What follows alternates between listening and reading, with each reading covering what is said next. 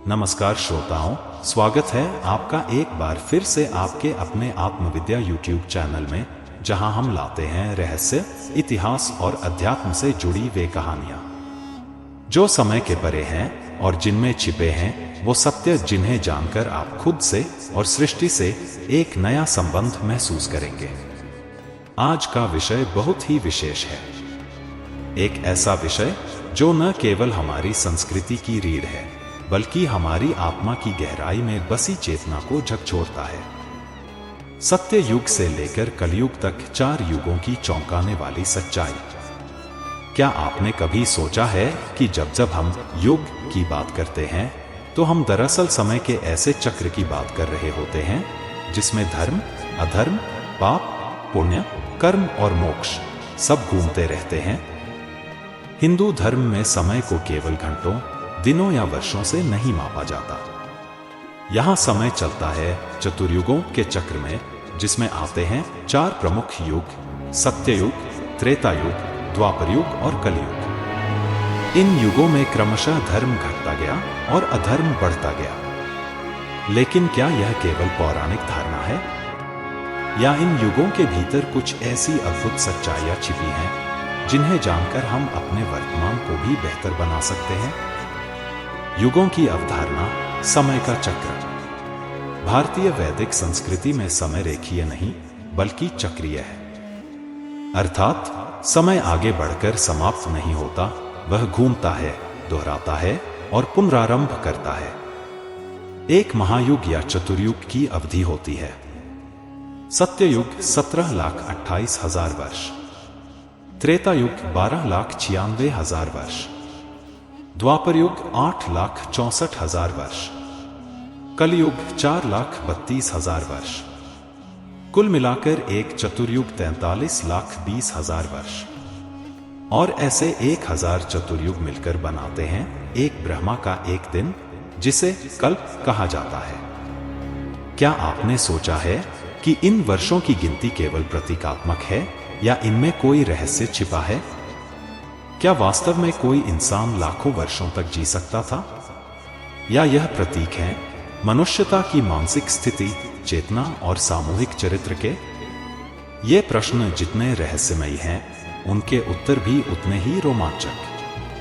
और आज हम इन्हीं उत्तरों की यात्रा पर निकलेंगे, एक एक युग को पार करते हुए, उसकी विशेषताओं को जानकर, उसके महान पात्रों को याद करते हुए और फिर कलयुग की कठोर सच्चाई से सामना करते हुए। तो तैयार हो जाइए समय के सबसे अद्भुत सफर के लिए, एक यात्रा जो आपके सोचने के तरीके को बदल सकती है। सत्य युग से लेकर कलयुग तक 4 युगों की चौंकाने वाली सच्चाई शुरू होती है अभी। श्रोताओं, अब हम पहुंच चुके हैं उस युग में जहां से सब कुछ शुरू हुआ। एक युग जहां धरती पर देवताओं की तरह जीवन था। एक युग जहां कोई राजा नहीं था, क्योंकि हर मानव स्वयं में धर्मराज था। यह युग था सत्ययुग, जिसे कृतयुग भी कहा जाता है। यह युग सत्य, तप, योग, शुद्धता और ब्रह्म ज्ञान का युग था। क्या आप कल्पना कर सकते हैं एक ऐसा समय जहां न चोरी थी, न झूठ, न हिंसा और न ही छलकपट? जहां प्रकृति अपने सबसे सुंदर रूप में थी और मानव अपने सबसे शुद्धतम स्वरूप में। आइए आज हम उस सतयुग की यात्रा करें और जानें इसके अनसुने पहलू, गुप्त तथ्य और चौंकाने वाली सच्चाइयां, जिन्हें सुनकर आप सोच में पड़ जाएंगे कि क्या कभी धरती इतनी दिव्य भी रही होगी। सतयुग की पहचान: धर्म के 4 स्तंभ। हिंदू धर्म में धर्म को एक बैल के 4 पैरों से समझाया गया है। ये 4 हैं: 1 असत्य, 2 तप, 3 दया, 4 पवित्रता। सतयुग में यह धर्म बैल अपने 4 पैरों पर खड़ा था, यानी समाज 100% धार्मिक, नैतिक और आध्यात्मिक था। शास्त्रों के अनुसार इस युग में कोई भूखा नहीं सोता था, कोई दुखी नहीं रहता था, कोई असत्य नहीं बोलता था, और हर व्यक्ति ईश्वर को जानने का प्रयास करता था। सतयुग के लोग ऋषि, मुनि और सिद्ध। सतयुग के मनुष्य अत्यंत विशालकाय होते थे। उनकी ऊंचाई औसतन 21 हाथ, लगभग 35 से 40 फीट बताई जाती है। उनका शरीर वज्र के समान कठोर होता था, रोगमुक्त और अत्यधिक शक्तिशाली। मानसिक शक्तियां इतनी तीव्र थीं कि वे केवल ध्यान द्वारा सातों लोकों की यात्रा कर सकते थे। कोई शस्त्र नहीं था, क्योंकि कोई युद्ध नहीं होता था। आपसी विवाद नहीं थे, इसलिए न्यायालय नहीं थे। और सबसे अद्भुत बात, भोजन भी केवल फलाहार था, क्योंकि जीव हत्या पाप मानी जाती थी। यह युग था पूर्ण सत्य तत्व पर आधारित, और इसलिए इसे सत्ययुग कहा गया। ईश्वर की उपस्थिति और आराधना का स्वरूप। सतयुग में ईश्वर को जाना और पाया जा सकता था। इस युग में अवतरित होने की आवश्यकता नहीं थी, क्योंकि सभी जीव स्वयं को आत्मा मानते थे और ईश्वर को अनुभव कर सकते थे। ध्यान, समाधि, तप और ब्रह्मचर्य के माध्यम से ऋषिमुनि मोक्ष प्राप्त कर लेते थे। कोई मूर्ति पूजा नहीं थी, क्योंकि लोग सीधे साकार और निराकार ईश्वर को साधना करते थे। यह वह समय था जब वेदों की उत्पत्ति हुई और ऋषियों ने ऋचाएं रचकर ब्रह्मा तक का ज्ञान प्राप्त किया। सतयुग के महान पात्र और घटनाएं।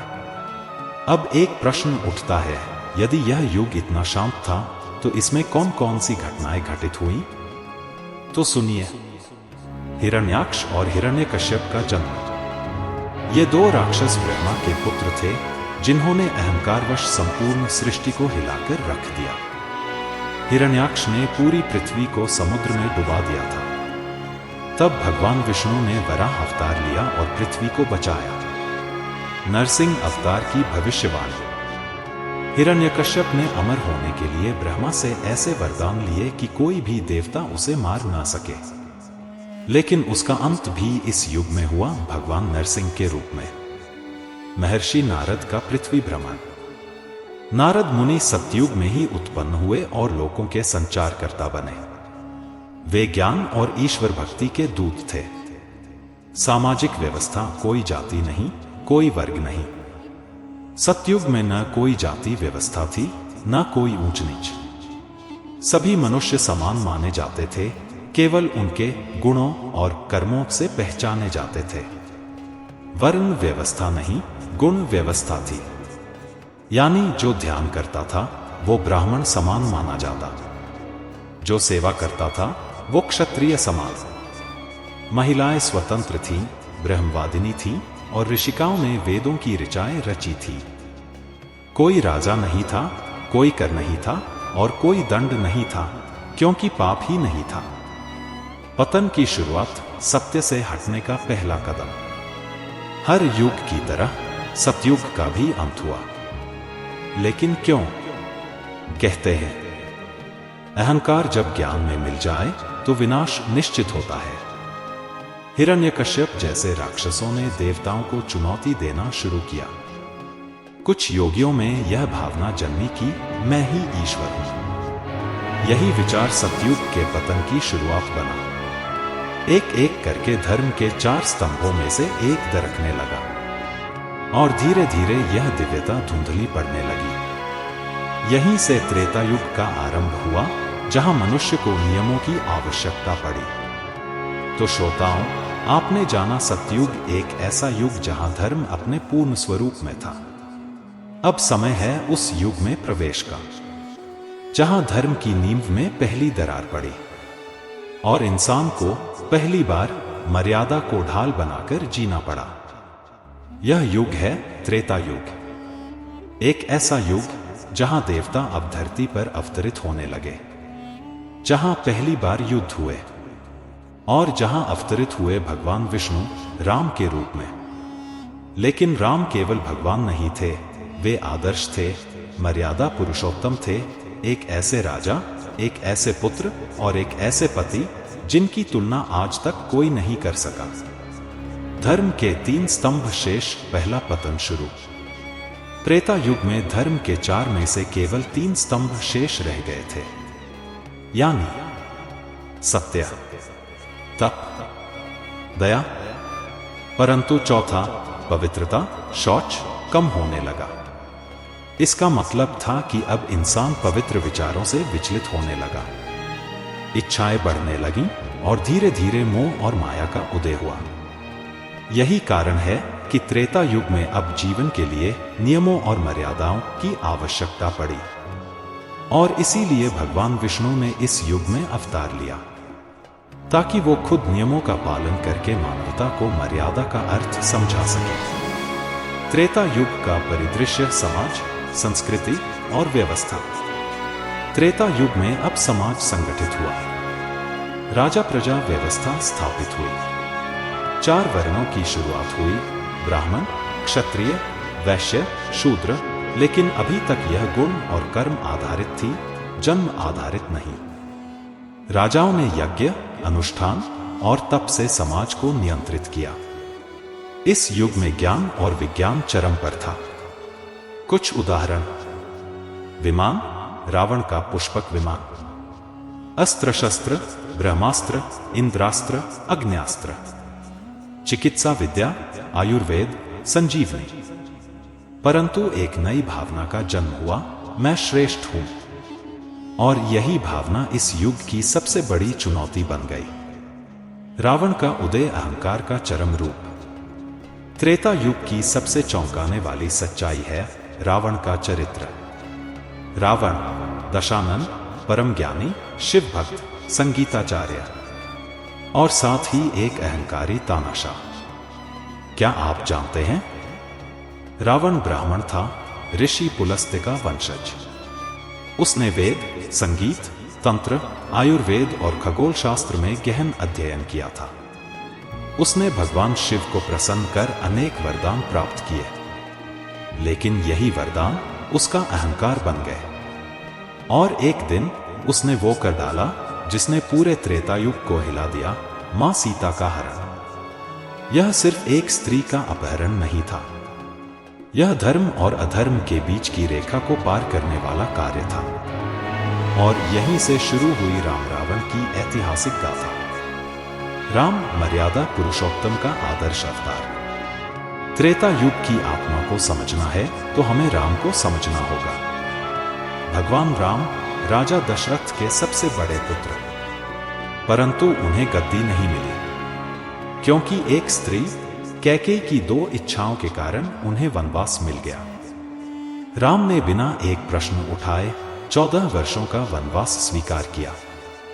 साथ में गए मां सीता और भाई लक्ष्मण। उनके जीवन की सबसे बड़ी सीख यही है, मर्यादा का पालन भले कठिन हो, लेकिन वह अंत में सबसे बड़ी विजय दिलाता है। फिर आता है रावण वध, वह महान युद्ध जहां बंदरों और भालुओं की सेना ने एक राक्षस साम्राज्य को हराया। श्री राम ने न केवल युद्ध जीता, उन्होंने अधर्म पर धर्म की विजय को संपूर्ण विश्व में स्थापित कर दिया। अन्य महान पात्र सीता, लक्ष्मण, हनुमान, भरत। त्रेता युग को महान युग बनाने वाले केवल राम नहीं थे। मां सीता शक्ति, सहनशीलता और पवित्रता की मूर्ति। लक्ष्मण समर्पण और त्याग का प्रतीक। भरत त्याग का चरम रूप, जिन्होंने राजगद्दी को ठुकराकर खड़ाऊ से राज किया। हनुमान शक्ति, बुद्धि और भक्ति का मेल। त्रेता युग इन पात्रों की वजह से दिव्य है और प्रेरणादायक भी। पतन की गति, जातियां, घमंड और नियंत्रण की शुरुआत। जैसे जैसे त्रेता युग बढ़ा, धर्म की तीव्रता कम होने लगी। समाज ने नियम बनाए और फिर नियमों को ही सत्ता मान लिया। जन्म आधारित वर्ण व्यवस्था की जड़ें इसी युग में पड़ी। ब्राह्मणों का वर्चस्व बढ़ा और राजाओं की सत्ता ने समाज में डर की भावना पैदा की। धीरे धीरे धर्म अब श्रद्धा नहीं, आडंबर बनने लगा। यज्ञ, हवन, अनुष्ठान आंतरिक साधना की जगह बाहरी प्रदर्शन में बदलने लगे।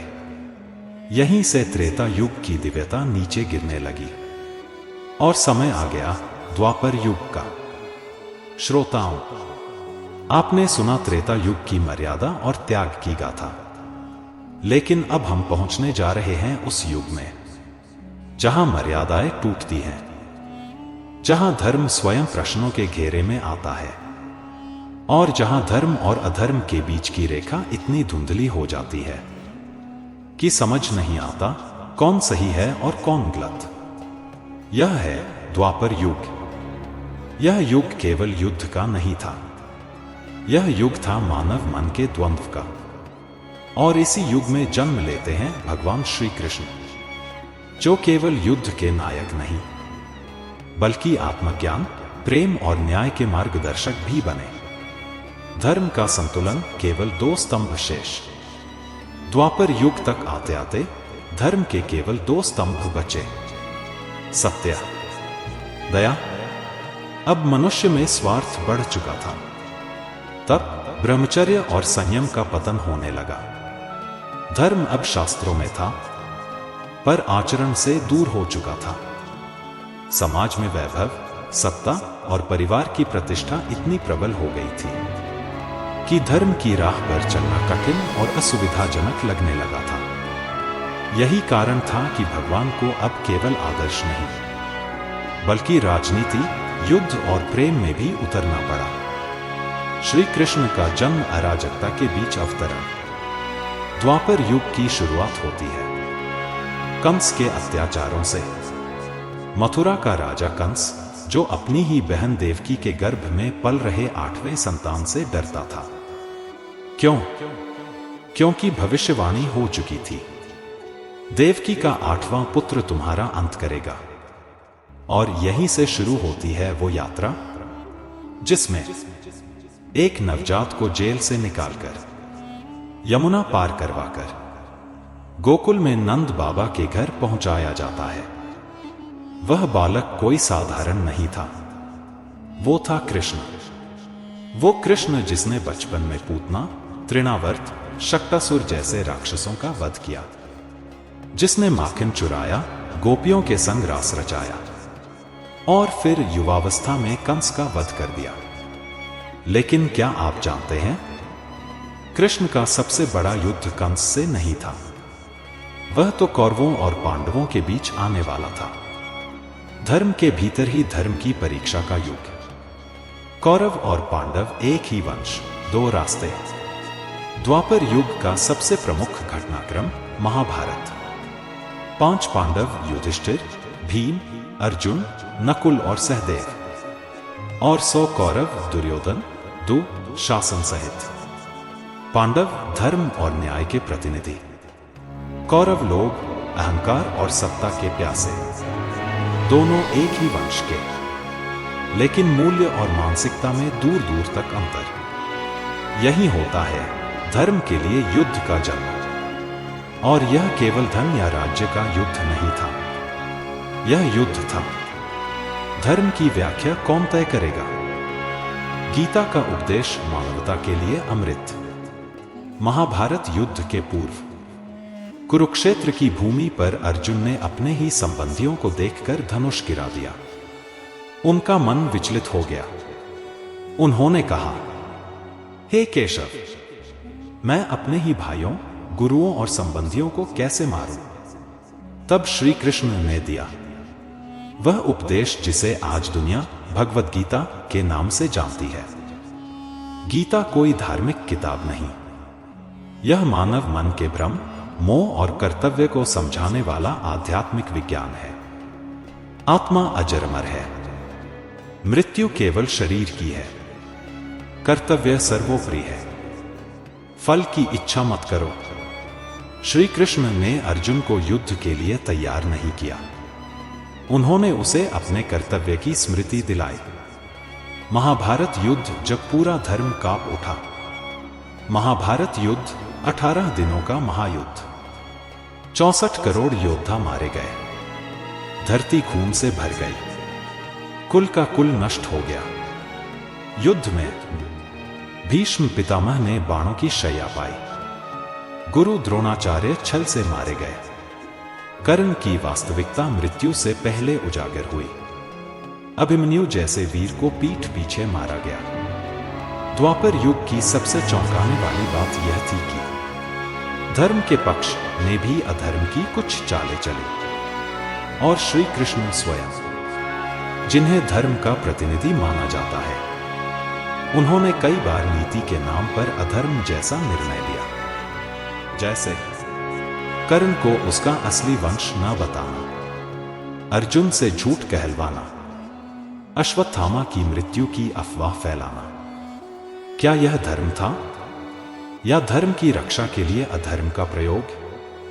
यही द्वापर की जटिलता है। पतन की रेखा जब न्याय भी धुंधला पड़ा। महाभारत के बाद पांडवों ने राज्य किया, लेकिन भीतर से टूट चुके थे। कृष्ण ने द्वारका की स्थापना की, लेकिन जानते थे कि यदुवंश का अंत निकट है। फिर आया मौसम परिवर्तन, समुद्र में हलचल और द्वारका का जल समाधि में विलीन होना। कृष्ण एक तीर से घायल हुए और जंगल में एक शिकारी द्वारा मृत पाए गए। द्वापर युग ने धर्म के द्वंद्व को उजागर किया। इस युग में हमने जाना कि केवल सही होना पर्याप्त नहीं, सही समय, सही मार्ग और सही नियत, यह सब भी आवश्यक है। और अब जब धर्म का केवल एक स्तंभ शेष रह गया था, तब शुरू हुआ कलयुग, वह युग जिसमें हम और आप जी रहे हैं। श्रोताओं, त्रेता और द्वापर युग की महकताओं के बाद अब हम आ गए हैं उस युग में जिसमें आप और हम जी रहे हैं, कलयुग। एक ऐसा युग जिसकी भविष्यवाणी हजारों वर्षों पहले कर दी गई थी। जब लोग माता पिता को बोझ समझेंगे, जब संत की जगह अभिनेता पूजे जाएंगे, जब धर्म व्यापार बन जाएगा, तब समझ लेना कलयुग आ चुका है। कलयुग की शुरुआत श्री कृष्ण के प्रस्थान से। कलयुग की घड़ी तब शुरू हुई जब द्वापर युग के अंत में श्री कृष्ण ने धरती को छोड़ा। 3102 ईसा पूर्व जब श्री कृष्ण ने शरीर त्यागा, उसी दिन से कलयुग की औपचारिक शुरुआत मानी जाती है। उस दिन सूरज का तेज मंद पड़ा, चंद्रमा ने अपनी चमक खो दी, समुद्र ने लहरें रोक दी, क्योंकि अब वो समय आ चुका था जब धरती पर धर्म का केवल एक ही स्तंभ शेष था, सत्य। लेकिन वो भी धीरे धीरे डगमगाने लगा। कलयुग के लक्षण, भविष्य पुराण की चौंकाने वाली भविष्यवाणी। क्या आप जानते हैं कि हमारे ग्रंथों ने पहले ही कलयुग की दशा को बता दिया था? भविष्य पुराण, विष्णु पुराण और श्रीमद् भागवत, तीनों में कलयुग के लक्षण लिखे गए हैं। मनुष्य केवल धन के लिए कर्म करेगा, नारी की मर्यादा समाप्त हो जाएगी, पुत्र अपने माता पिता को वृद्धाश्रम भेजेगा, धर्म केवल पोशाक तक सीमित रह जाएगा, पाखंडी संतों की भीड़ बढ़ेगी, गाय को माता कहने वाले उसे काटने लगेंगे, जल और वायु प्रदूषित हो जाएगी, लोग सत्य को असत्य और असत्य को सत्य मानेंगे, और अंततः अंधकार को ही प्रकाश समझा जाएगा। सोचिए, क्या ये सब हम आज नहीं देख रहे हैं? धर्म और आस्था अब ब्रांड बन गए हैं। कलयुग की सबसे बड़ी त्रासदी है आस्था का बाजारीकरण। धर्म अब एक व्यापार बन गया है। साधु संत अब चैनलों पर ब्रांड बन चुके हैं। धर्म के नाम पर चंदा वसूली, चमत्कार का व्यापार और डर फैलाकर नियंत्रण किया जाता है। मंदिरों में पंडित अब सेवा नहीं लेते, रेट बताते हैं। कलयुग में पूजा का स्थान प्रदर्शन ने ले लिया है, श्रद्धा का स्थान डर ने, और ज्ञान का स्थान सोशल मीडिया पोस्ट्स ने। विज्ञान और अध्यात्म का संघर्ष या संगम। कलयुग ने विज्ञान को भी उन्नति दी, लेकिन उसी के साथ एक विडंबना यह है कि अब लोग भगवान को विज्ञान के तराजू पर तौलते हैं। विज्ञान पूछता है भगवान है कहां, लेकिन अध्यात्म उत्तर देता है जहां तुम स्वयं को खोकर भी खुद को पा लेते हो। कलयुग में लोग चंद्रमा पर पहुंचे, लेकिन अंदर का चंद्रमा खो बैठे। इंटरनेट से जुड़ गए लेकिन रिश्तों से टूट गए। सब कुछ जान लिया पर खुद को पहचान नहीं पाए।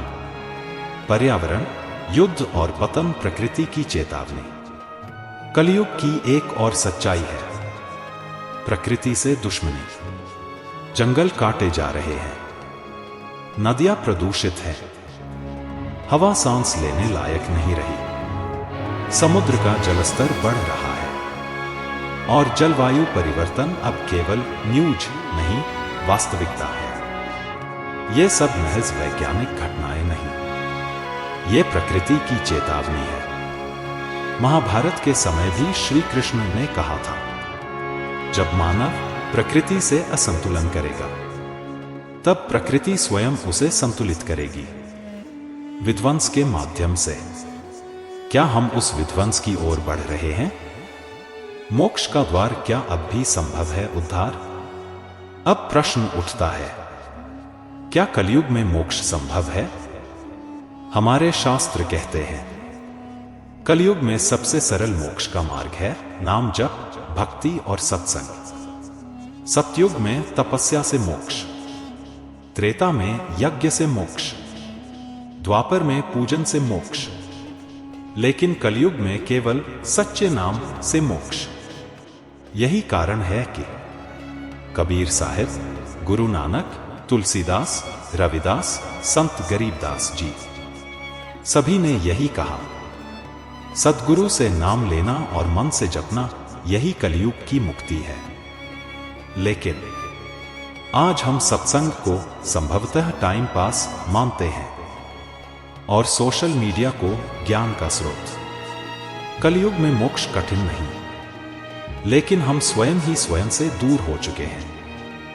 अंतिम प्रश्न, क्या अगला युग फिर से सतयुग होगा?